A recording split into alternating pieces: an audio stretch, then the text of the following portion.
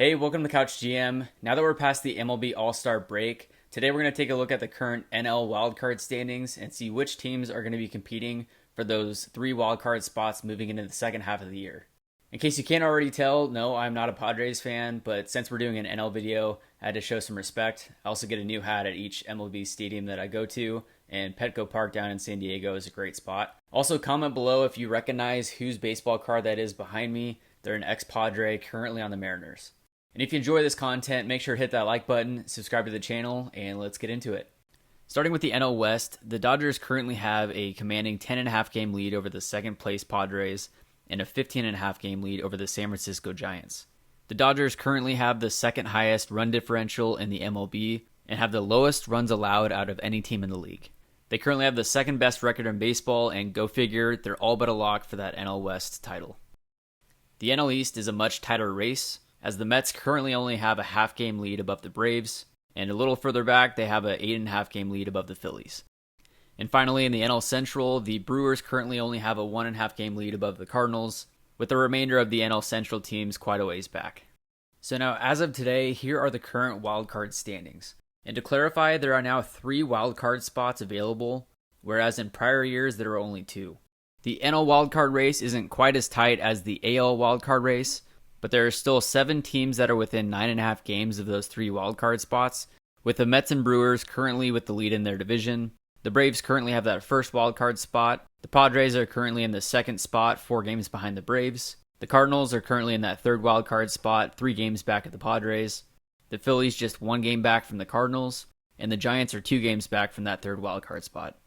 And as I mentioned earlier, the Mets only have a half-game lead above the Braves in their division, and the Brewers only have a 1.5 game lead above the Cardinals in their division.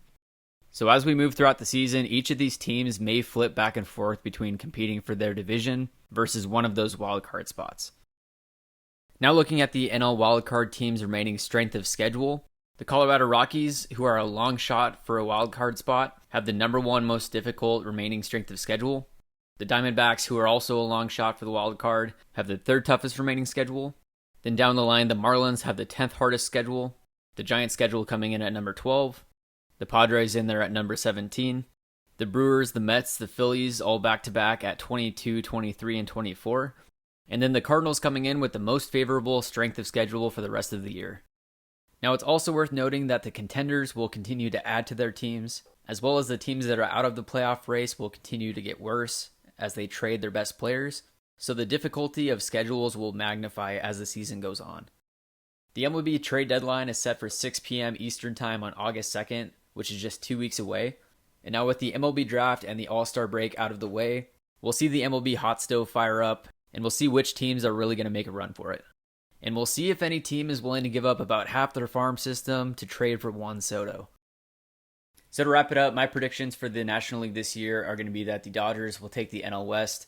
I think the Mets will take the NL East. I think the Cardinals will come back with the easiest remaining strength of schedule and take the NL Central. And then I think the 3 wildcard spots will go to the Atlanta Braves, San Diego Padres, and the Philadelphia Phillies. Whether it's the Mets or the Braves who win the NL East, I think one of them will take a wildcard spot, as both their lineups are really built for the playoffs. The Padres, I think, will continue to progress, and we might just see Fernando Tatis Jr. back in the lineup before the playoffs. You might notice I have the Brewers as missing the playoffs.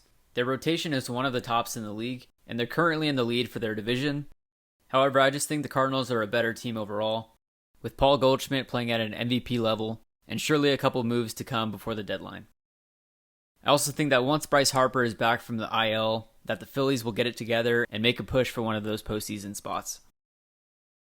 Let me know who you think will take those 3 NL wildcard spots. And if you haven't already, go check out the AL wildcard video I made before.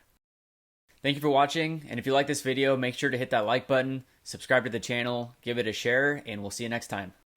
Alright guys, goodbye Sunday, don't forget it. Stop it.